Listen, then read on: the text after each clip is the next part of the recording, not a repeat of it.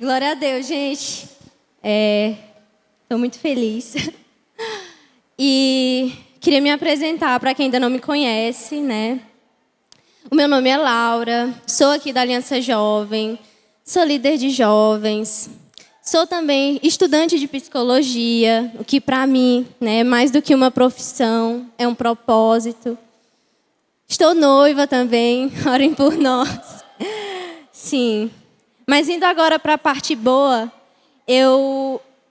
para ser bem sincera com vocês, eu não tenho nenhuma mensagem mirabolante. Eu não tenho nenhuma novidade ou algo que você nunca escutou. Muito pelo contrário. Eu tenho aqui algo que você já escutou, mas que nós, como cristãos, precisamos ser lembrados.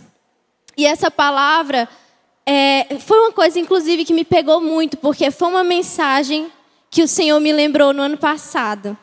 E que veio até então falando e falando no meu coração, que quando chegou esse momento, na mesma hora eu tive o discernimento de que eu gostaria de compartilhar isso com vocês. Então, eu queria te convidar aí comigo a abrir a sua Bíblia em 1 Samuel, no capítulo 3, do versículo 1 a 11. Vamos lá. Amém? Vamos lá. 1 Samuel diz assim: o menino Samuel ministrava perante o Senhor sob a direção de Eli. Naqueles dias, raramente o Senhor falava e as visões não eram frequentes. Certa noite, Eli, cujos olhos estavam ficando tão fracos que já não conseguia mais enxergar, estava deitado em seu lugar de costume. A lâmpada de Deus ainda não havia se apagado e Samuel estava deitado no santuário do Senhor, onde se encontrava a arca de Deus. Então o Senhor chamou Samuel e Samuel respondeu: estou aqui. E correu até Eli e disse: estou aqui, o Senhor me chamou? Eli, porém, disse: não o chamei, volte e deite-se. Então ele foi e se deitou. De novo o Senhor chamou: Samuel. E Samuel se levantou e foi até Eli e disse: estou aqui. E o Senhor me chamou? Disse Eli: meu filho, não o chamei, volte e deite-se. Ora, Samuel ainda não conhecia o Senhor, a palavra do Senhor ainda não lhe havia sido revelada. O Senhor chamou Samuel pela terceira vez. Ele se levantou, foi até Eli e disse: eu estou aqui, o Senhor me chamou? Eli percebeu que o Senhor estava chamando o menino. E lhe disse: vá e deite-se. Se ele chamá-lo, diga: fala, Senhor, pois o teu servo está ouvindo. Então Samuel foi deitar-se. O Senhor voltou a chamá-lo, como nas outras vezes: Samuel, Samuel. Samuel disse: fala, pois o teu servo está ouvindo. E o Senhor disse a Samuel... Bom, dessa parte a gente vai ler depois. Mas amém, gente? Todo mundo já ouviu, né, essa história. Acho que todo mundo, quando era criança, já ouviu aquela musiquinha de Samuel. Todo mundo já ouviu, né? Nossa, Samuel, a criança que foi acordado por Deus. Mas o lembrete dessa noite não é exatamente voltado a Samuel, mas é voltado à resposta que Samuel dá. Em outras traduções, Samuel ele vai dizer: eis-me aqui, no primeiro chamado. No primeiro momento em que o Senhor fala Samuel, ele diz: eis-me aqui. E eu sei que como cristão, e nesse tempo a gente tem aquele pensamento de que um chamado de Deus é realmente algo que pontualmente a gente vai ali obedecer, é um chamado a fazer, né? Mas aqui, quando o Senhor faz um chamado a Samuel, ele não está fazendo um chamado a fazer, ele está chamando a atenção dele. Aqui o Senhor está chamando a atenção de Samuel e pelo seu nome.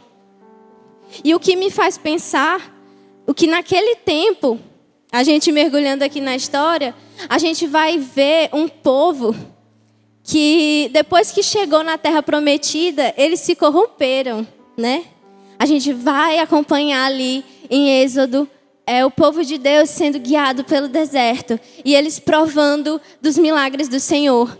Eu fico pensando nesse mesmo povo vendo o mar se abrindo, eles vendo o maná caindo do céu, eles vendo o Senhor com uma tocha de fogo guiando eles pelo deserto à noite, com uma nuvem guiando eles de dia. Fico pensando nas histórias que eram passadas de geração para geração.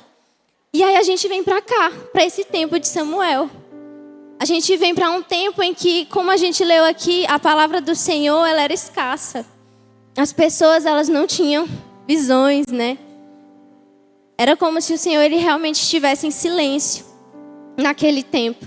Então imagina como deve ser confuso. Vamos nos colocar no lugar de Samuel e vamos pensar. Imagina que deve ser você só ouvir falar. Você só ouvir falar sobre as maravilhas, as visões que outros profetas tiveram de Deus. Mas naquele momento, Samuel, um garoto que em média tinha ali seus 12 anos, ele está ouvindo a voz do Senhor. Samuel, ele vai ser ali uma luz, né? Uma lâmpada se acendendo no meio daquela geração.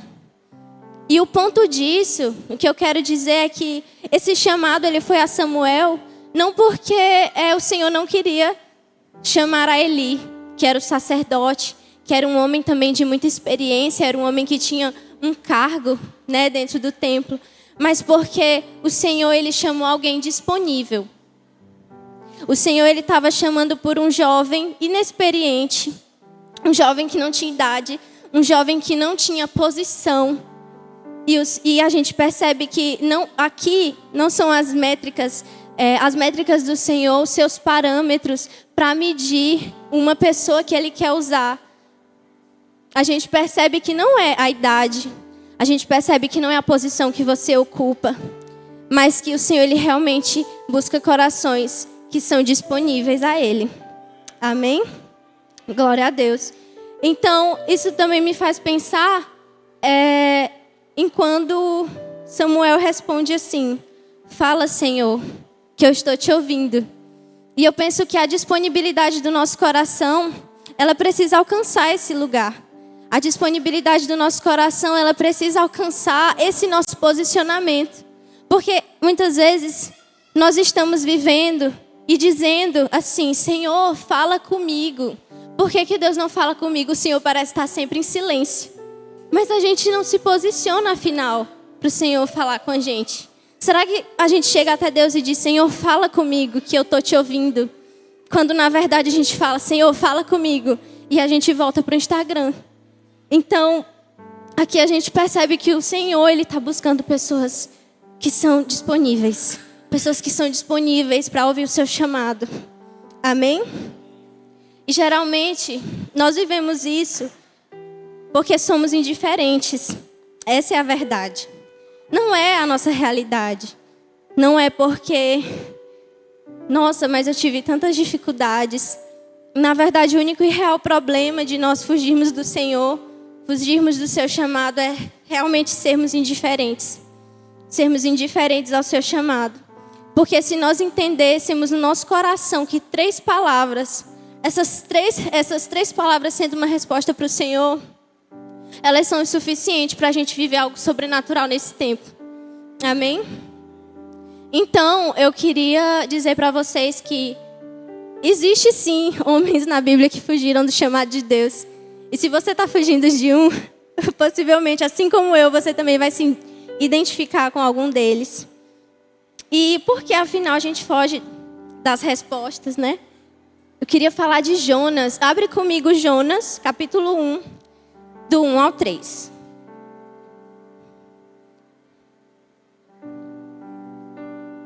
Amém. Diz assim: a palavra do Senhor veio a Jonas, filho de Amitai, com essa ordem: vá depressa à grande cidade de Nínive e pregue contra ela, porque a sua maldade subiu até a minha presença. Mas Jonas fugiu da presença do Senhor, dirigindo-se para Tarsis. Desceu à cidade de Jope, onde encontrou um navio que se destinava àquele porto. Depois de pagar a passagem, embarcou para Tarsis para fugir do Senhor. Gente, aqui, vocês acham que Jonas foi indiferente ao chamado do Senhor? Ser indiferente é você ouvir e não fazer nada a respeito. Mas tem uma tradução que diz uma coisa muito interessante. Diz assim: Jonas ouviu o Senhor e ele se dispôs, se dispôs a fugir do Senhor.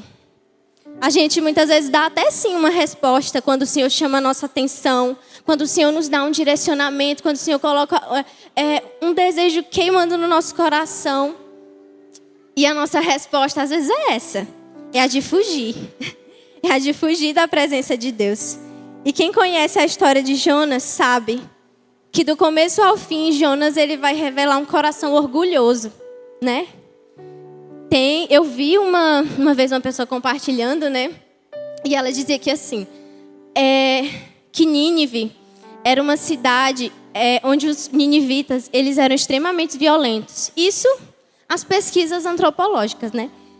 Que Nínive era uma cidade de um povo completamente violento.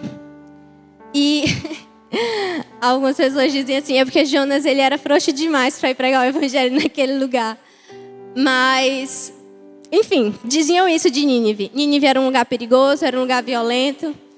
E eu fico pensando, meu Deus, e se fosse para mim ir até um lugar com pessoas terríveis, tendo que levar o evangelho? Será que eu não ia ser igual Jonas? Às vezes também, né? Eu gosto de falar de Jonas, mas às vezes sou que nem ele.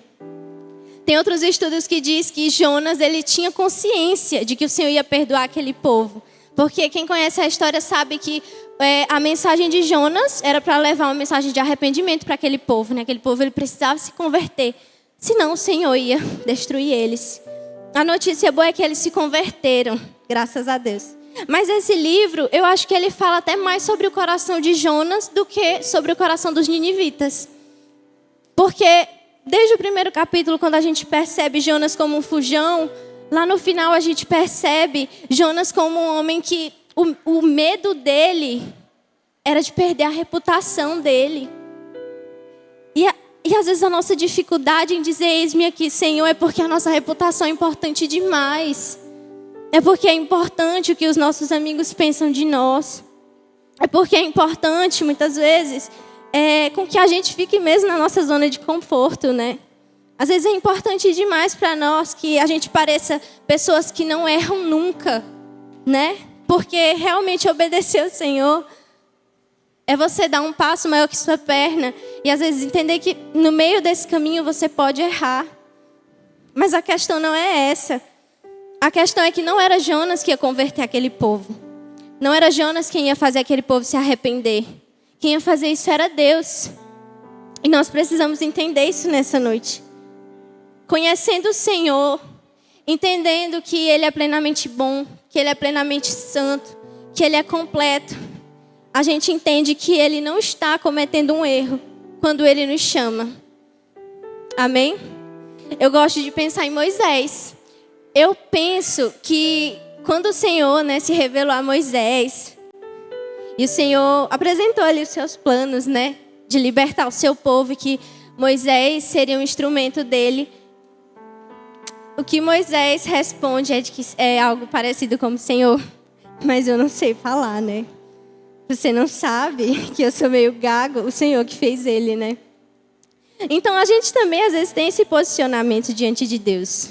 Mas Senhor, como que eu posso te obedecer? Né? Como que eu posso cumprir um chamado? Como que eu posso cumprir o ID do Senhor para mim? Se eu sou tão falho, né? Se eu tenho tantas coisas que eu não sei, talvez eu não sei falar em público, ou às vezes eu nem sei liderar uma célula. A gente tem esses tipos de questionamentos.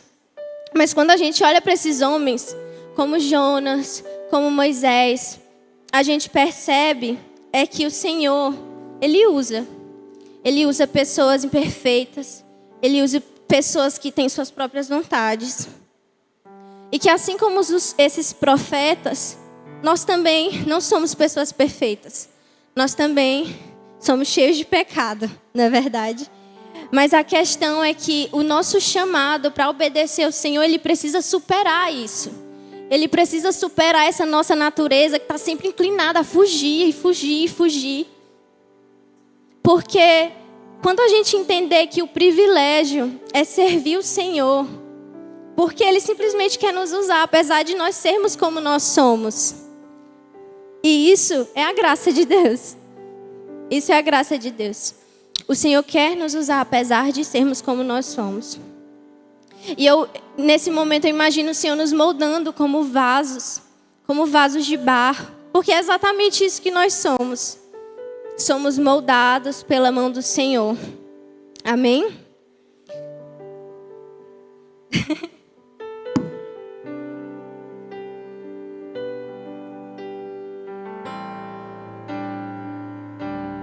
Eu não tinha me preparado para esse momento. Certo.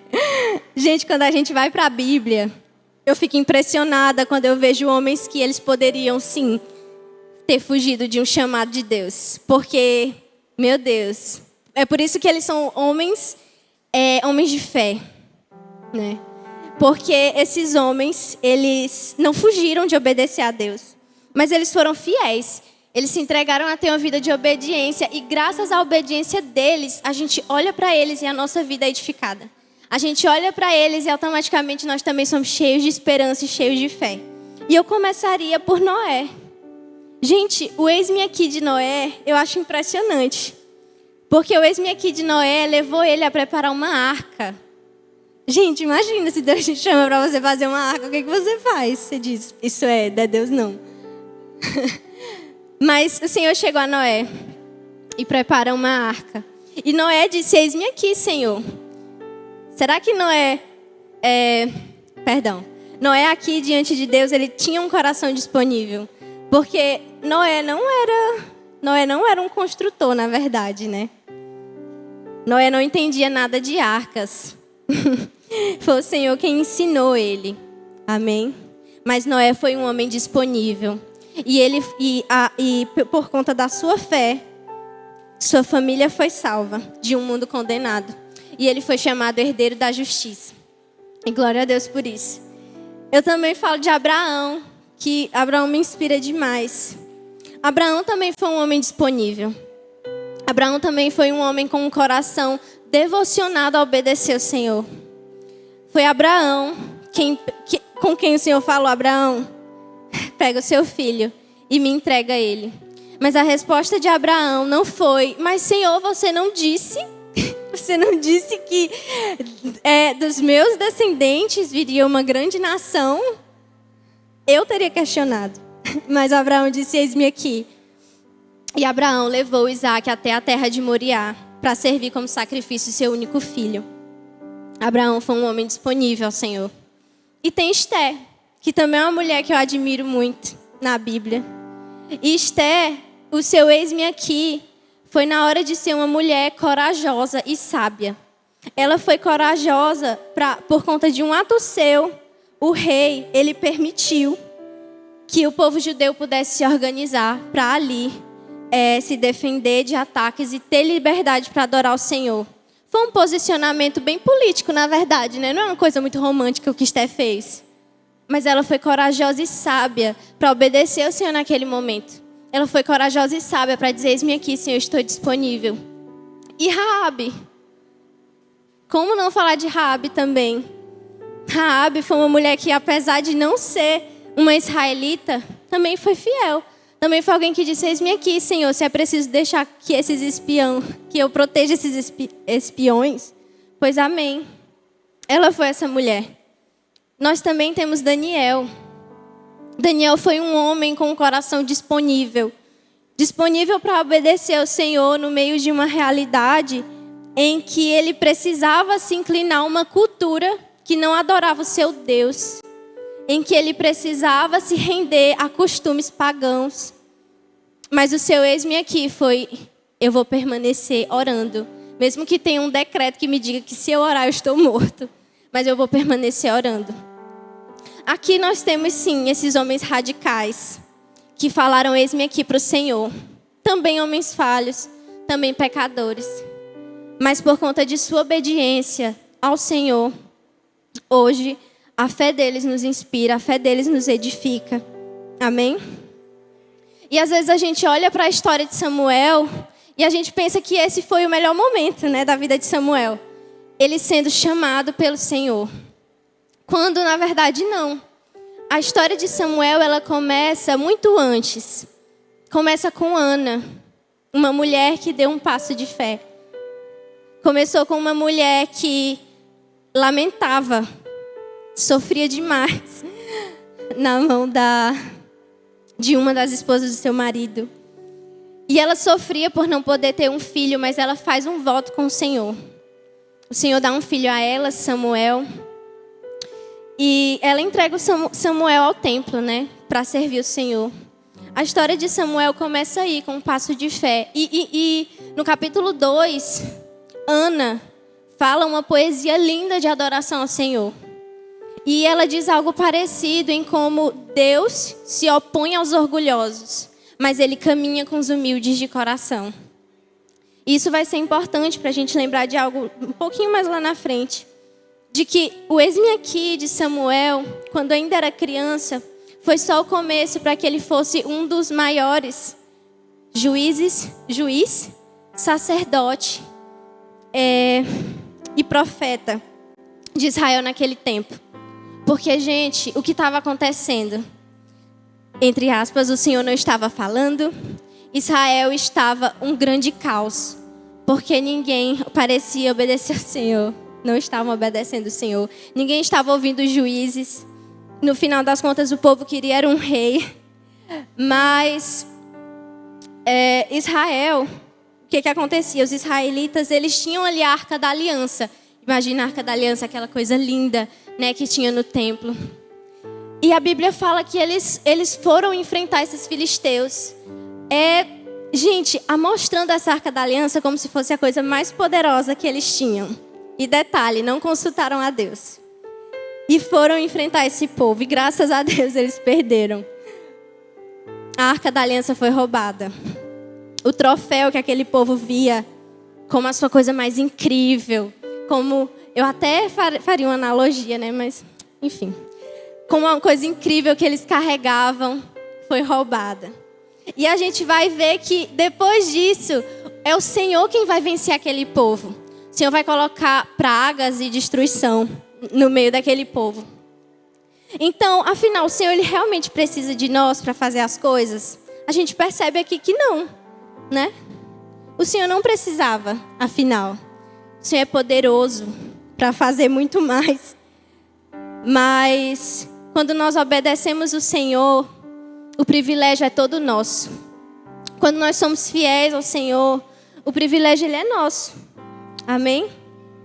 Então, lendo aqui em 1 Samuel, capítulo 7, do 7 a 10, a gente vai entender como que Samuel foi importante para que esse povo, eles fossem libertos. Quando os filisteus souberam que os israelitas estavam reunidos em Mispá, os governantes dos filisteus saíram para atacá-los. Quando os israelitas souberam disso, ficaram com medo. E disseram a Samuel: não pares de clamar por nós ao Senhor, o nosso Deus, para que nos salve das mãos dos filisteus. Então Samuel pegou um cordeiro ainda não desmamado e ofereceu inteiro como holocausto ao Senhor. Ele clamou ao Senhor em favor de Israel e o Senhor lhe respondeu. Amém. Amém? Certo. Samuel, ele foi essa ponte.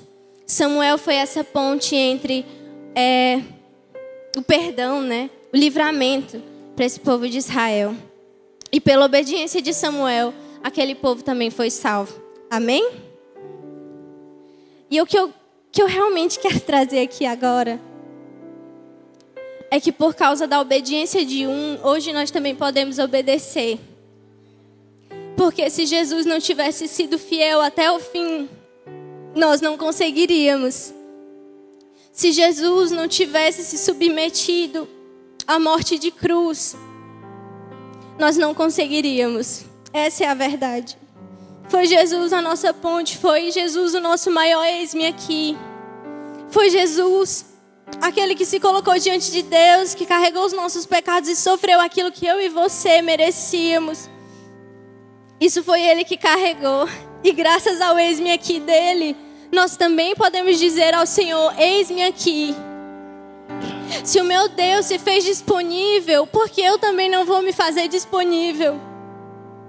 Mas às vezes ainda estamos tão cegos que alguns passos nós simplesmente somos impedidos de dar. E passos muito pequenos. Muito pequenos.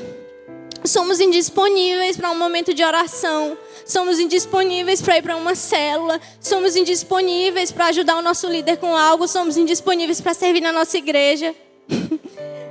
Uma vez me perguntaram assim, eu estava vindo servir, acho que foi um tempo assim difícil, em escalas. E aí, alguém da minha família falou assim: meu Deus, uma igreja daquele tamanho e não tem ninguém para servir lá no teu lugar. Eu, mulher, se eu te conto como... Porque às vezes não tem. E se eu pudesse definir o evangelho em 3 palavras, de verdade, não seria Jesus te ama. Seria eis-me aqui. Porque, vamos ler lá em Lucas 9, 23? Se você pensa assim, meu Deus, eu acho que eu nunca fui chamado para nada. Quero dizer que tem um chamado para você sim. Jesus disse assim, se alguém quiser acompanhar-me, negue a si mesmo. Tome diariamente sua cruz e siga-me. E a única resposta a esse chamado de Jesus é eis-me aqui. A única resposta a esse chamado é dizer, Senhor, eis-me aqui. Eis-me aqui para negar a mim mesma. Eis-me aqui para tomar a minha cruz. E eis-me aqui para te seguir. É para isso que o Senhor nos chama. E não existe outra resposta que seja plausível para esse chamado de Deus. A gente vê lá na frente, no verso 59, onde diziam assim. Verso 59. A outro disse, siga-me. Mas o homem respondeu, Senhor, deixa-me ir primeiro sepultar o meu pai. Jesus lhe disse, deixe que os mortos sepultem os seus próprios mortos. Você, porém, vá e proclame o reino de Deus. Ainda outro disse, eu vou seguir-te, Senhor, mas deixa-me primeiro voltar e despedir-me da minha família. Jesus respondeu, ninguém que põe a mão no arado e olha para trás é apto para o reino de Deus. Amém? A resposta que o Senhor espera de nós é eis-me aqui. É um coração disponível. Também um coração disponível para ser tratado, para ser moldado. Porque o Senhor ele não vai nos poupar de situações que vão nos tornar ainda mais parecidos com Ele. Mas Ele vai nos moldar a partir disso. E Ele vai nos usar. Amém? Porque Ele é bom e poderoso para fazer isso. E o poder, concluindo aqui... O poder para que nós possamos obedecer ao Senhor vem somente dEle. Vem somente dEle. Não vem de nós. Porque pode ser que você vendo esse tipo de versículo, né? Ninguém não está para me seguir alguém que põe a mão no arado e olha para trás. Você pode olhar para esse tipo de versículo e pensar assim, Laura, na verdade, eu posso já ter tentado isso várias vezes. Posso já ter tentado dizer eis-me aqui para o Senhor, mas eu falho em todas elas. Eu quero te dizer que em Jesus nós encontramos esse poder para obedecer Ele. Em Jesus nós encontramos realmente a capacitação para viver isso. E eu vejo isso em Isaías. Vamos ver comigo lá Isaías. Isaías é um profeta que ele chega para o povo com os seus ais, né? É uma espada afiada de condenação. E ele diz assim, Isaías 5, por favor.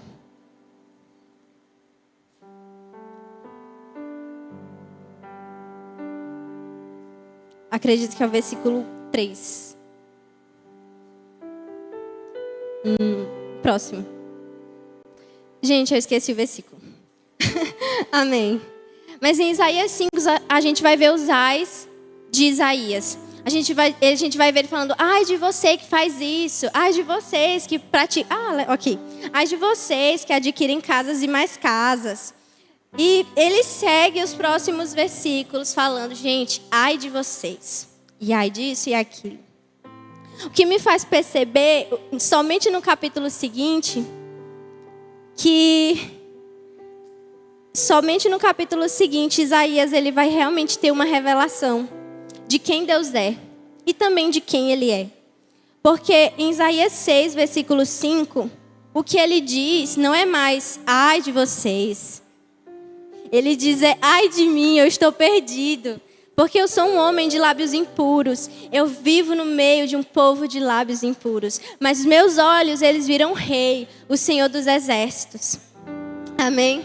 Nesse momento, Isaías, ele caiu em si, eu diria. E aquele homem que estava condenando o povo, aquele dedo que apontava para os outros, ele volta para ele. Então, eu queria te levar a refletir.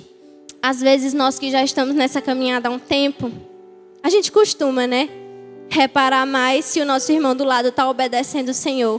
Mas a verdade é que nós precisamos olhar para nós. É para dentro do nosso coração. E nos questionar. Quais são os eis-me aqui que eu tenho dado ao Senhor? E a gente vai ver no versículo seguinte. Passa, por favor, João. Logo, um dos serafins voou até mim, trazendo uma brasa viva, que havia tirado do altar com uma tenaz. Com ela, tocou a minha boca e disse: veja, isto tocou os seus lábios. Por isso, a sua culpa será removida. O seu pecado será perdoado. Então, ouvi a voz do Senhor conclamando: quem enviarei? Quem irá por nós? E eu respondi: eis-me aqui, envia-me. Porque nós somos capacitados pelo Senhor. Quando nós olhamos para nós, quando nós percebemos que somos homens e mulheres de lábios impuros, mas e aí o Senhor nos toca, Ele nos reveste. Nisso nós somos perdoados. Nisso o Senhor remove nossa culpa. E agora nós somos capacitados para obedecer o Senhor. Capacitados para dizer: eis-me aqui, Senhor. E em Cristo a gente pode provar isso. Amém? Eu queria convidar você para ver um vídeo. Agora eu vou pedir para o João colocar ali. E esse vídeo é para você que... esse vídeo é para você que muitas vezes pensa: mas Laura, você não sabe o lugar que eu estou. Eu estou realmente no fundo do poço. Não tem jeito para mim. Não existe mais essa resposta de dizer sim para obedecer o Senhor. De dizer: eis-me aqui, Senhor, fala que eu te ouço. Fala que eu vou te obedecer. Porque eu já estou no buraco fundo demais. Eu queria te dizer que não existe esse lugar para o Senhor. Amém? Não existe esse lugar onde você esteja tão inalcançável, aonde Ele não pode ir para te resgatar. Porque Ele pode. Jesus, Ele é esse nascer do sol nas nossas vidas. Quando o sol nasce, parece que tudo ganha uma nova cor. Tudo ganha uma nova forma. E nele, nós conseguimos a vida. Amém? Esse é o nosso resgatador. Eu gostaria de convidar você que nessa noite você entendeu que existe um eis-me aqui que você precisa dar para o Senhor. Existe um sim que você precisa responder a Ele nessa noite. Seja um chamar de atenção da parte de Deus. Seja um direcionamento para obedecer Ele a algo específico. Seja o posicionamento que você precisa. Então eu queria te chamar para abaixar a sua cabeça, fechar os seus olhos e esquecer que nesse momento você está aqui com alguém do seu lado. Começa a sondar o seu coração e a perguntar: Senhor, qual é o eis-me aqui que eu preciso te responder? Senhor, qual o meu próximo passo? Qual sim, Senhor, que eu preciso dar para você nesse momento?